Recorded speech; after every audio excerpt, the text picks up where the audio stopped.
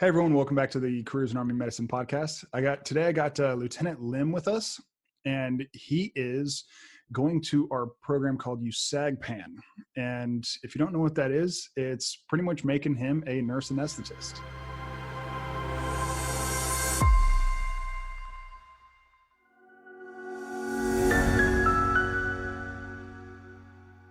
It is, yes. All right, how's it going? Sergeant Sharps, we kind of had a little bit of a conversation before this going about the different programs, but one of the biggest things that I want to ask you about is where are you from and how did you even hear about Army medicine? Yeah, so I'm from Killeen, Texas, which some of y'all might know. It's next to Fort Hood, Central Texas, basically. So I was born and raised there. I went to nursing school at Sam Houston State University near Houston. And then that's where I did my critical care nursing, experience. I was there for about 4 or 5 years. And so I kind of just Googled a bunch of CRNA schools. So I was one that applied to like 7 or 8 programs, and USAGPAN happened to be one of them. Main reason I applied for USAGPAN was because a few reasons. One, my dad was in the Army, so I felt like it was kind of a rite of passage thing, just to get that Army experience. But probably the biggest reason I ultimately went with USAGPAN was because they pay you to go to school, so you can just focus on the school aspect without having to take out loans or anything like that. So yeah. When you said you did your crit care and everything, how much experience did you have prior to applying to USAGPAN? So just kind of give us a timeline. You went to nursing school, graduated, and then what?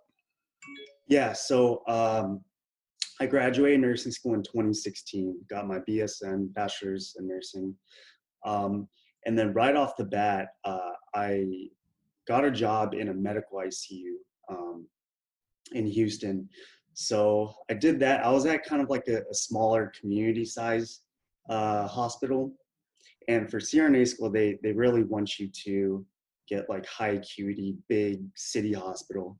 So I worked at this small facility for about 1.5 years, and then I applied to one of the bigger high acuity places. So I got a job there, and then I worked there for about another 2 years. So I had about almost 4 years of experience in solely medical ICU before I applied to USAGPAN and got in.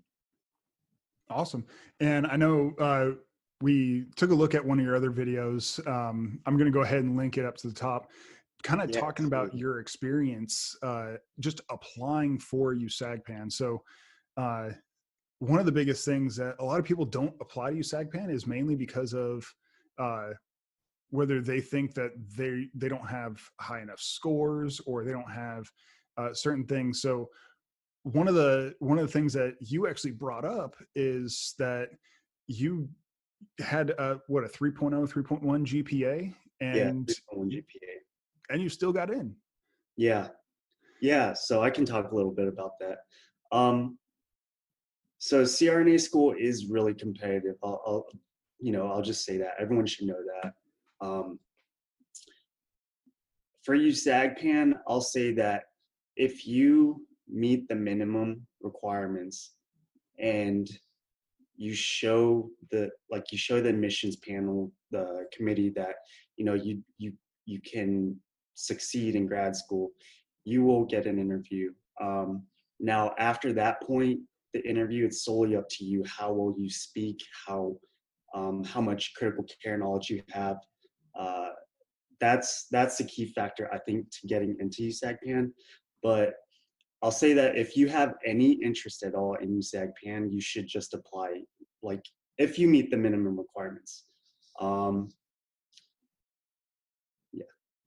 So when it comes to, when you mentioned the panel, explain this panel a little bit more. Like, give us a little bit of insight into it. Yeah. So I forgot when they meet, but it's it's a it's basically a group of Army CRNAs. They get together.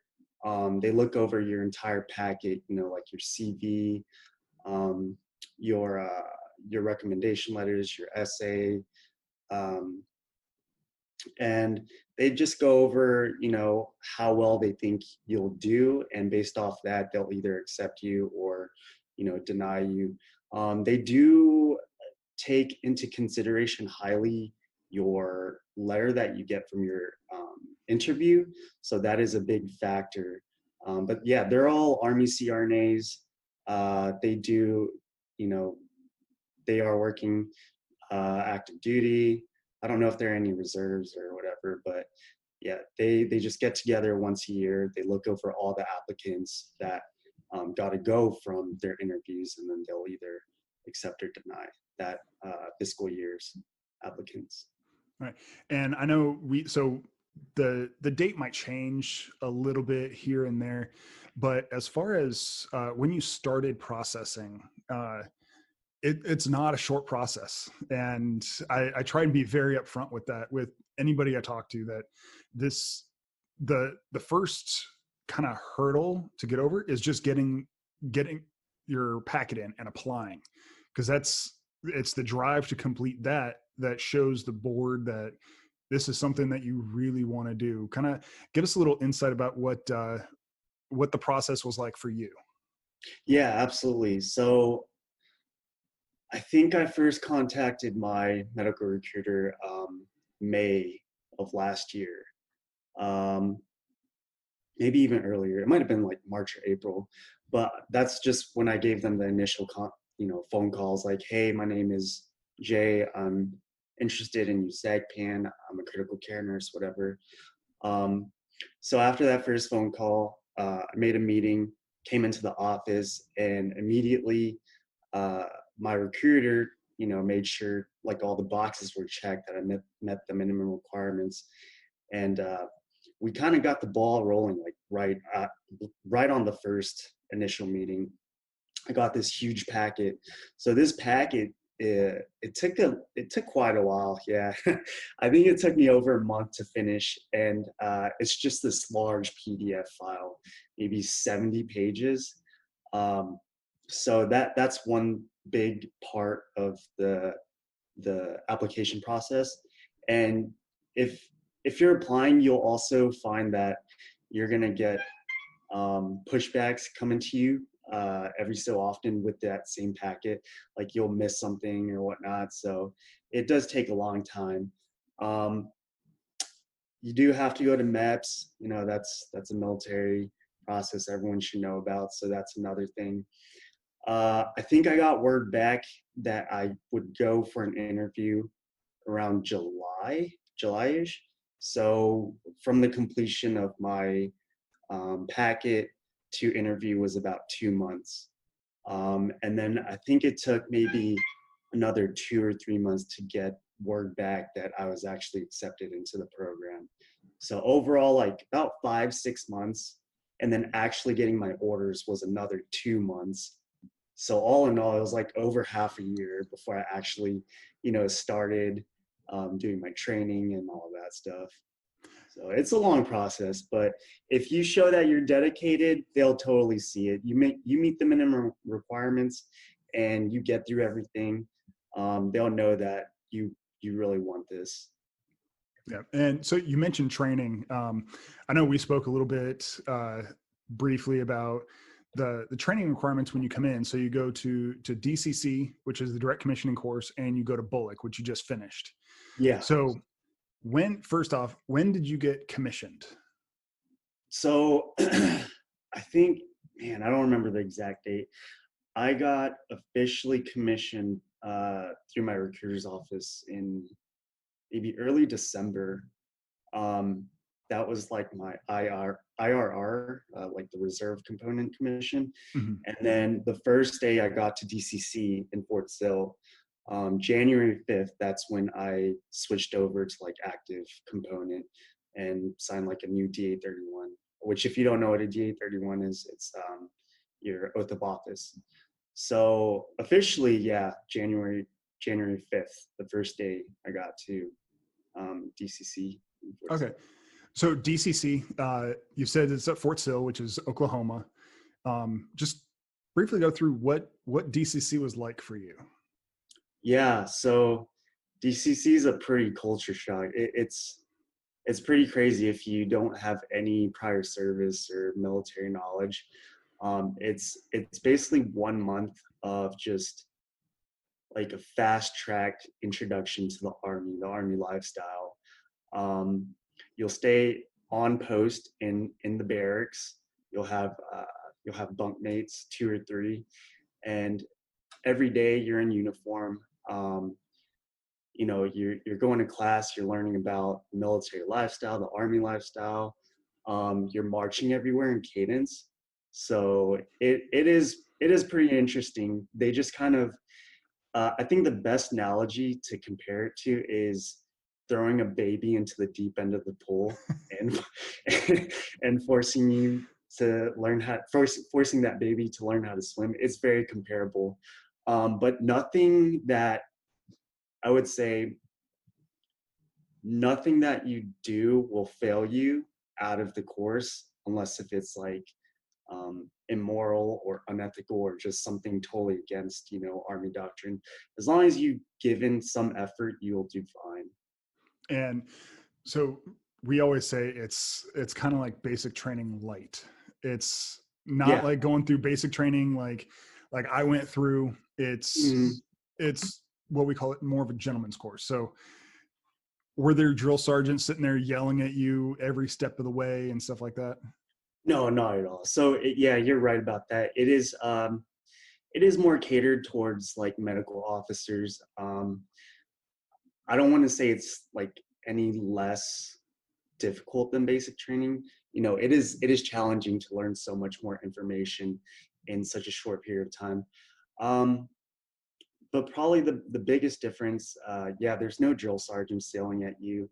Um, we call the instructors cadre basically, and some of the cadre, it really depends on the personality and teaching style. Some of them are a little more strict than others.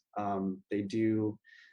The more strict ones do expect a little more out of you, but it's definitely not like drill sergeants yelling at you or anything like that. As long as you give in the effort, it'll go by smoothly. And then, so once you finish up DCC, how long did you wait to go to Bullock? So DCC was about a month long. And then at the end of DCC, I think we had about 3 weeks off. There was a 3-week holdover period. But USAGPAN was able to come to San Antonio, Fort Sam Houston early so we can do our in processing and moving, since this is our home station. So yeah, about 3 weeks, we were just able to settle, and then Bullock started early February, Okay. or mid-February, sorry, yeah. And so I've been down to Fort Sam multiple times, and like you said, so USAGPAN got to go down early, and that's for getting people in process, getting you a place to actually live. Because I remember when I was going through one of my schools down there, we were in the same hotel that the Bullock officers were at. So okay, the holiday. Yeah. So we got to see him, and actually there was a lot of integration with us, because as non-commissioned officers, we've been around the Army for a while, and you take brand new lieutenants and captains and sometimes even majors, and they're like, here's your rucksack, go put it together. And that we'll go walking into like the lobby area, and they're all down there sitting there trying to put it together, and wrong most of the time. Right. But it's, at least you had some of the NCOs to kind of to guide them and help them out too. But Yeah, at least you got your place to live, and you're all settled in. So how long are you going to be at Fort Sam? Yeah, so like you mentioned, yeah, we are stationed here at Fort Sam. So it really depends. For sure, everyone in USAGPAN is here for the first year, because USAGPAN is front loaded, which means all of our didactics or lectures are the first year of school. And then after that, so that's the classes are in Fort Sam. There's like a nursing building on post, and that's where we go to class every day. So that's guaranteed your first year here. You're going to live here in San Antonio. And that's called phase 1. So phase 2 happens after you finish your first year of didactics, and you have about, I think, 6 or 7 clinical sites where you can do your rotations at. So you can stay here at Fort Sam. It is one of the options, and it's at Brooke Army Medical Center. But you also have other opportunities to go to any of the other 6 locations. So, I mean, a couple examples, you can go to Hawaii, Tripler, you can do your rotations there, or Madigan and Washington is another option. So it really just depends, like, where you want to go do your clinical rotations. And I think you do get some say in it, as far as like the faculty and director, telling you where to do your rotations. Yeah. Okay. So I know you just said you just finished up Bullock. You're finally getting settled in. So you're starting classes here soon. That's correct. Is there anything that you wish somebody had told you before, not necessarily, well, even through the process? So starting from talking to the first recruiter, even though it did sound like you already knew what you wanted, you pretty much came in, you're like, I want to apply for USAGPAN. So that really wasn't an issue, but was there anything that you wish somebody told you through the process? So that way it can either be adjusted on my end for when I talk to people who are interested, or I can even point them to this video and say, hey, this is something you need to ask about. That's a good question, a tough question too. I will say, I wish before I started, my Army training and all that, I wish someone had told me that I don't need to know the why for everything.